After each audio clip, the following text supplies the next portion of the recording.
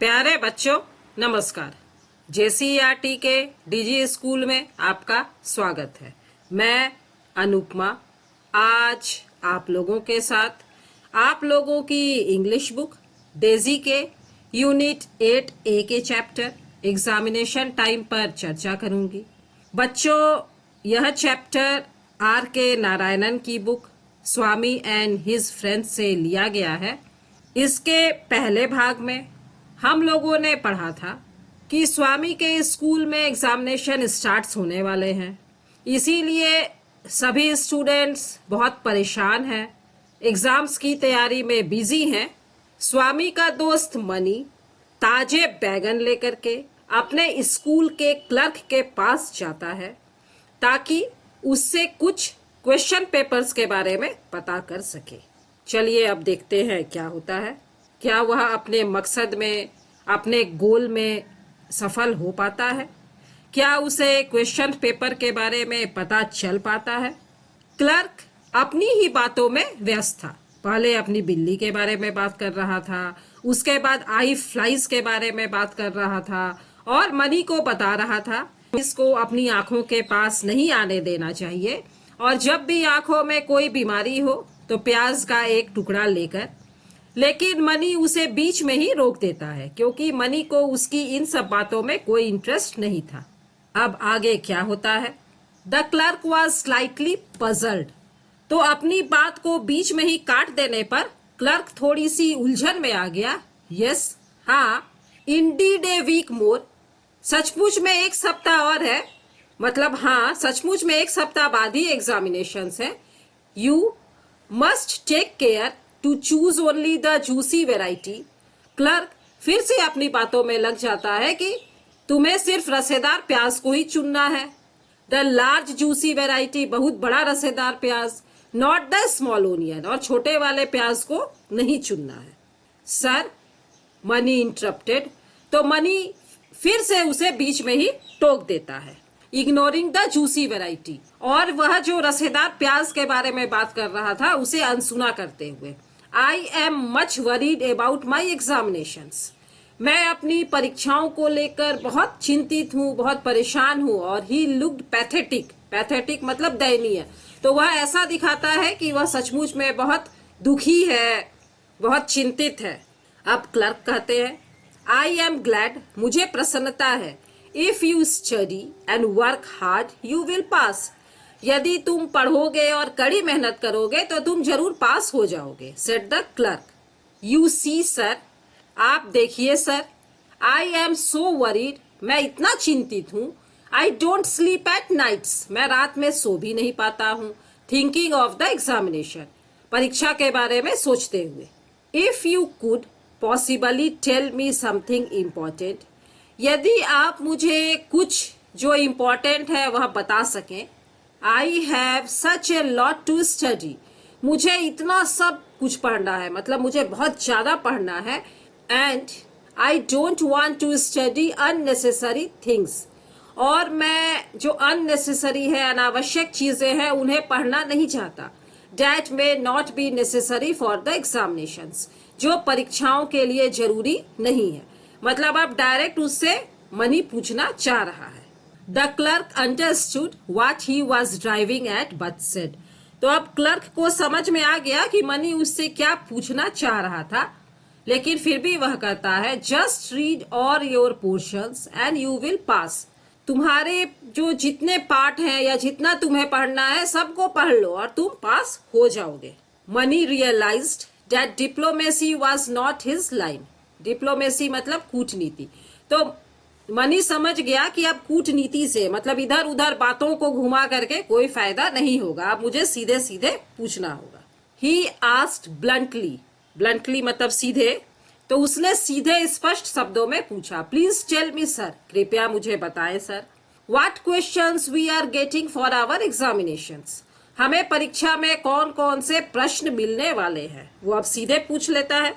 The clerk denied, denied मतलब इनकार करना, मना करना। तो क्लर्क मना कर देता है, having any knowledge of the questions paper. तो क्लर्क कहता है कि उसे क्वेश्चन पेपर्स के बारे में कोई भी जानकारी नहीं है। Money flattered him by asking, flattered मतलब चापलूसी करना। तो मनी चापलूसी करते हुए पूछता है, if he did not know the questions what else would, यदि आपको ही क्वेश्चंस के बारे में नहीं पता है तो फिर किसे पता होगा। In spite of the fact that he did not know what the first form text were, तो यह सच्चाई थी कि क्लर्क को फर्स्ट फॉर्म टेक्स्ट के बारे में, मतलब पहले सत्र के पाठ्यक्रम के बारे में कुछ भी ज्ञात नहीं था। The clerk wanted to advice, लेकिन फिर भी वह सलाह देने की कोशिश करता है। You must pay particular attention to geography, तुम्हें भूगोल पर विशेष ध्यान देना चाहिए। Maybe you will have to practise map drawing a lot, हो सकता है कि तुम्हें मानचित्र बनाने का बहुत अभ्यास करना चाहिए। एंड इन अरिथमेटिक, और गणित में। Make it A point two solve at least 5 problems every day, तुम्हें लक्ष्य बना लेना चाहिए कि तुम डेली गणित के 5 सवालों को हल करोगे। And you will be able to tackle arithmetic as easily as you solve plantains, और यदि तुम ऐसा करते हो, मतलब रोज गणित के 5 सवालों को बनाते हो, तो तुम गणित इतनी अच्छी से कर सकोगे जितनी आसानी से तुम केले खा लेते हो। मतलब गणित जो है वह तुम्हारे लिए केले खाने जितना आसान हो जाएगा। एंड व्हाट अबाउट इंग्लिश, और इंग्लिश के बारे में क्या? Oh, don't worry about that, इसकी चिंता मत करो। Have you read all your lessons, क्या तुमने अपने सभी पाठों को पढ़ लिया है? यस सर, मनी रिप्लाइड, हाँ सर, मनी ने उत्तर दिया। It is all right then, तब ठीक है। You must read all the important lessons again, तुम जो इम्पोर्टेंट लेसन्स है उसको फिर से पढ़ो। And if you have time, और यदि तुम्हारे पास फिर भी समय बच जाए, येट अगेन, एक बार फिर से पढ़ो। And that will be ample, ample मतलब पर्याप्त, और इतना तुम्हारे लिए बहुत होगा, काफी हो जाएगा। These answers satisfied money greatly, तो मनी इन जवाबों से बहुत ही संतुष्ट हो जाता है। तो आप देखिए बच्चों, क्लर्क उसको कुछ भी सीधा सीधा नहीं बताता है। वह कहता है कि आपको सभी इंपॉर्टेंट लेसन्स पढ़ना होगा, रोज गणित के 5 सवाल बनाने होंगे, भूगोल में मानचित्र बनाने का अभ्यास करना होगा, लेकिन फिर भी मनी बहुत खुश हो जाता है। ऑन हिज वे होम, रास्ते में घर जाते हुए, ही स्माइल्ड टू हिमसेल्फ, वह बहुत ही मन खुश था, मुस्कुरा रहा था।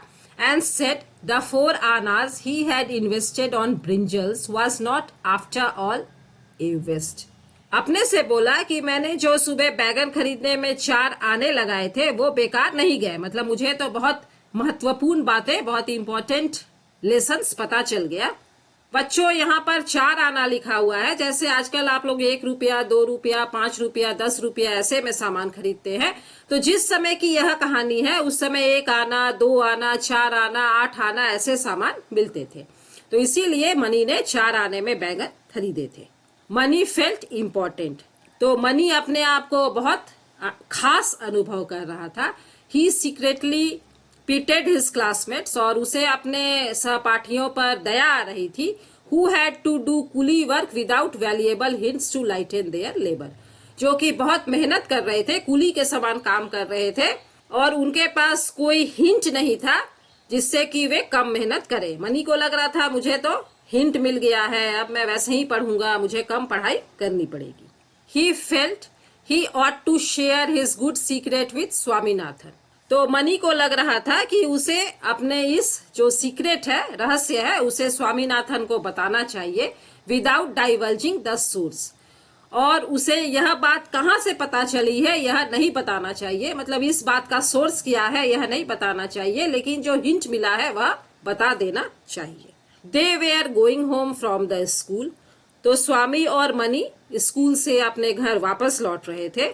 They stopped for a while at the junction of Vinayaka Mudali and Grove street before parting ways, तो विनायक मुडाली और ग्रोव स्ट्रीट जहां पर मिलती थी और जहां से उन दोनों के घर जाने के रास्ते अलग अलग हो जाते थे, वहां पर वो थोड़ी देर के लिए रुके। Mani said, young man, have you any idea what we are getting for the examination, तो मनी कहता है कि नवयुवक, तुम्हें कुछ भी आइडिया है कि हमें परीक्षा में क्या मिलने वाला है? Nothing outside the covers of the text book, किताबों के बाहर का कुछ भी नहीं। बच्चों, ये बात आप लोग भी जानते हैं कि अगर क्लास 6 का इंग्लिश एग्जाम है तो इंग्लिश क्लास की बुक जो है उसी में से आएगा, उसके बाहर से कुछ नहीं आएगा। इसीलिए स्वामी भी मजाक करता है कि जो हमारी टेक्स्ट बुक है उससे बाहर का कुछ नहीं आएगा। मनी इग्नोर्ड द ह्यूमर, तो मनी ने उसके मजाक को अनसुना कर दिया। Now listen to me carefully, अब मेरी बात ध्यान से सुनो। लास्ट नाइट फ्रॉम 7 to 10, कल रात को 7 से 10 बजे तक। Do you know what I did, तुमको पता है मैंने क्या किया? मनी स्वामी से पूछ रहा है। मंच्ड ग्राउंडनट्स, मूंगफली चबाई। स्वामी अभी भी उसकी बात को हंसी में उड़ा रहा था। इडियट, डोंट जोक, बेवकूफ मजाक मत करो। I made 2 maps of India, मैंने भारत के 2 मानचित्र बनाए। 2 ऑफ अफ्रीका, अफ्रीका के 2 मानचित्र बनाए। एंड 1 मैप ऑफ यूरोप, और एक यूरोप का मानचित्र बनाया। से all the maps in the Atlas, तो ऐसा कहो ना कि मैंने एटलस के सारे मानचित्र बनाए। बच्चों, एटलस मतलब वह किताब जिसमें मानचित्र दिए रहते हैं। मानचित्रों की किताब को एटलस कहा जाता है। मैं भी, मनी सेड, हो सकता है, मनी ने कहा। Not quite liking the remark, उसकी बातों का बुरा नहीं मानते हुए। But I do it with some definite purpose, लेकिन मैं यह सब एक निश्चित उद्देश्य के लिए कर रहा हूँ। It may be that I know 1 or 2 questions, हो सकता है कि मुझे 1 या 2 प्रश्नों की जानकारी हो।